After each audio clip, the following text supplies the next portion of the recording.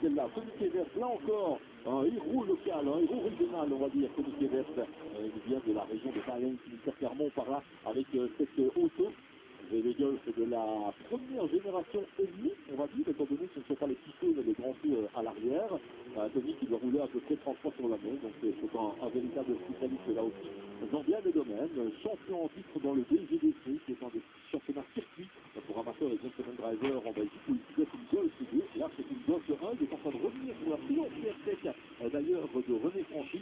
C'est assez étonnant de voir ces deux bolides, alors là, de conception radicalement différentes, puisqu'on a une propulsion avec la triomphe CRC de son moteur Williams, et puis une traction ici avec cette petite VW Golf GTI de Tony Evert, mais sur ce parcours-là qui a l'air bien sympa. On va retrouver Manu Hilens avec André Losberg à l'arrivée. On l'a vu virevolter dans tous les sens, André. Alors, est-ce qu'il a aimé ou pas?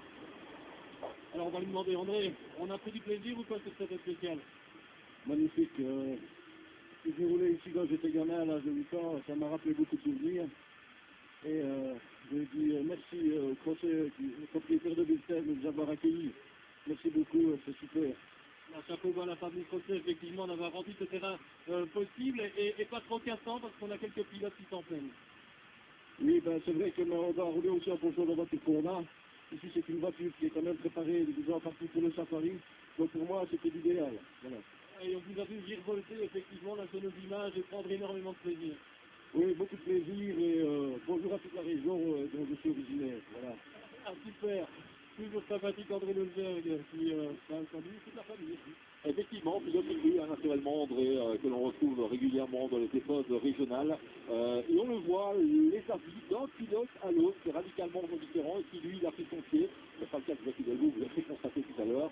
C'était pas le cas non plus de Marc Guillet, par exemple. Là, c'était par rapport à sa position de départ au moment où on l'a lancé sur le circuit. Et surtout avec Jean-Pierre Van de Hoer là-bas, c'était un peu compliqué. Donc, des avis mitigés. Un direct intéressant de ces Legends vous plaisent pas véritablement, parce que comme ça, on nous aura permis de voir que ça peut encore circuler en rallye maintenant.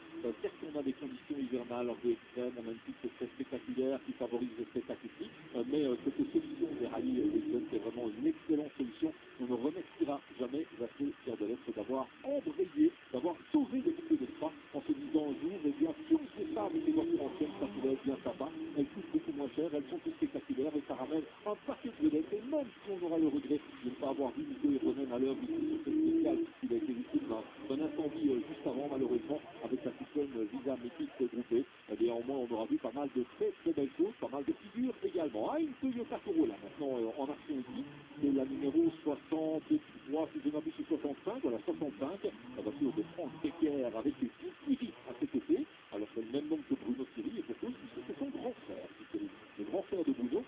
Monsieur, il a une grosse voix comme ça quand il parle, absolument sympathique, qui organise un challenge qui s'appelle le challenge Bruno Thierry, qui vise à aider les jeunes en rallye régional. Donc, déjà, rien que ça, c'est une chouette initiative.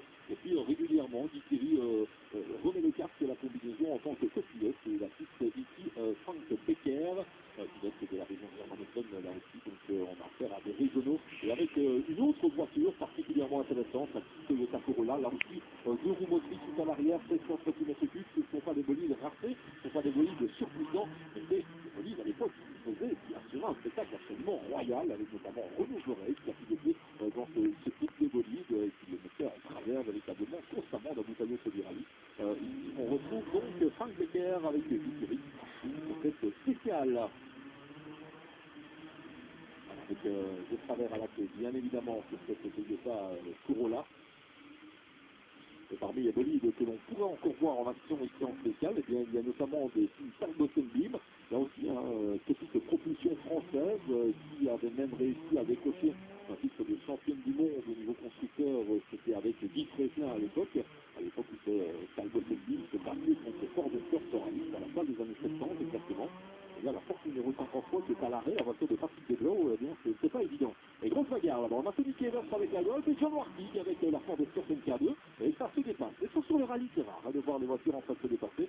Pour les spécial shows, c'est magique, bien évidemment, surtout quand on tombe sur un gentleman rider comme celui Evert, qui ne va pas tenter de résister à tout prix, bien évidemment, à l'arrivée de John Wartig. J'espère qu'on aura eu l'occasion, et qu'on aura l'occasion de retrouver John Wartig à l'arrivée, là, c'est pas tout à l'heure, avec un commentaire de cette épreuve de la monoplace internationale, le pilote GP3 Series qui va revenir maintenant. maintenant sur la fameuse triomphe TR7 de René Franchi.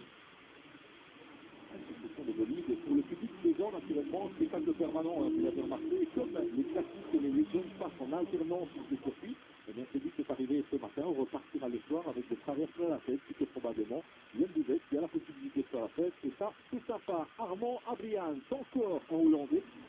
Depuis tout à l'heure, ils sont particulièrement chauds, avec un petit côté ici Anne-Marie Marguiche, c'est une Porsche Carrera RS, elle date de 1973, celle-là, la numéro 72.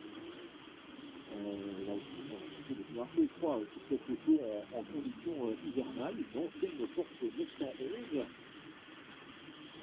On va avoir René Franchi qui en termine avec la triomphe de TR7 là-bas, ce qui veut dire que John Martin ne sera pas loin, à mon avis, avec la Ford Escort MK2 à l'arrivée de cette spéciale. En attendant, on reste avec ce pilote hollandais Armand Abrian, que l'on retrouve dans les épreuves circulaires assez régulièrement. Voilà, on se retrouve à l'arrivée, Manu, avec John Martin.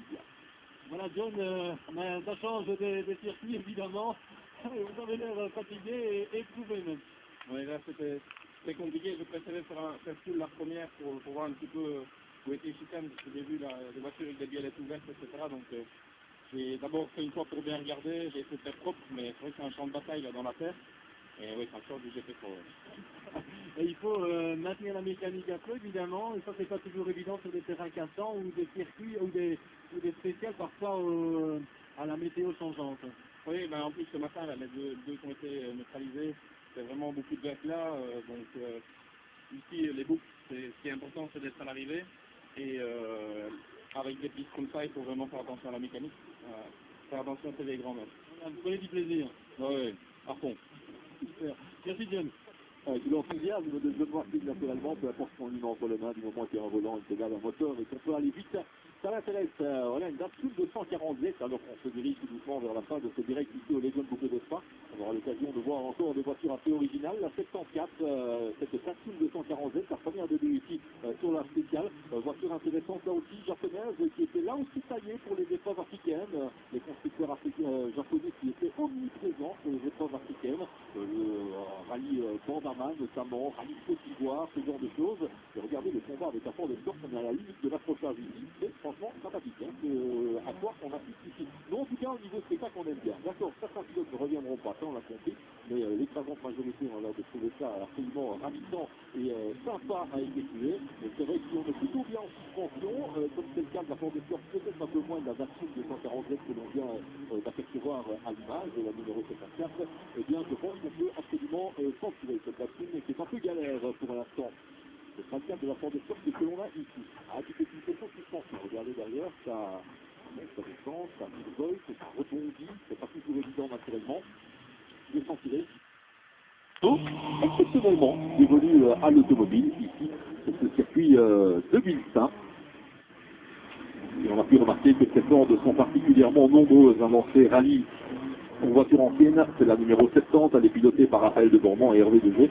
Particularité de ces deux-là, ils sont des pilotes de circuit. On a une autre Toyota Corolla qui va se faire une petite frayeur d'ailleurs lors de la grande descente. Et on a Tony Kevers à l'arrivée de la spéciale également avec la VW Golf. Alors là, ça va être intéressant de prendre l'avis de Tony. On va voir si ça se rapproche de celui de Jackie Delvaux tout à l'heure.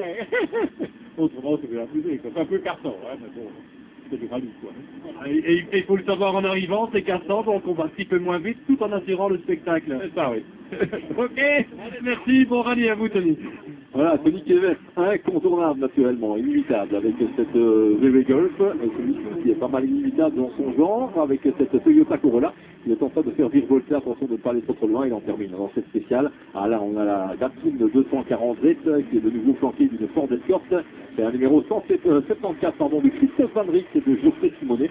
Christophe Van Ryck est un vrai passionné également, pilote que l'on retrouve notamment au niveau de Ferrari lors de courses en circuit, courses pour voitures historiques. Hein. Il est absolument vraiment considéré comme un spécialiste des voitures historiques, que ce soit en rallye ou circuit, surtout circuit d'ailleurs, Christophe Van Ryck, que l'on retrouve avec cette Datsun 240Z. On rappellera quand même aux plus jeunes qui regardent ce reportage que Datsun, c'est l'ancienne marque Nissan, hein. C'est l'ancien nom de la marque Nissan actuellement, et elle va un peu loin là-bas, cette Datsun 240Z.